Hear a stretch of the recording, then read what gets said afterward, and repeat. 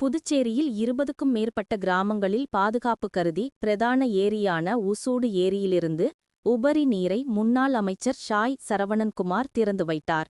விழுப்புரம் மாவட்டத்தில் உள்ள வீடூர் அணை திறப்பால் அதிலிருந்து வெளியேறிய உபரி நீரானது புதுச்சேரி கைக்கிளப்பட்டு படுகை அணையிலிருந்து நீர்பிடிப்புகள் வழியாக புதுச்சேரியின் பிரதான ஏரியான உஸ்டேரியை வந்தடைந்தது.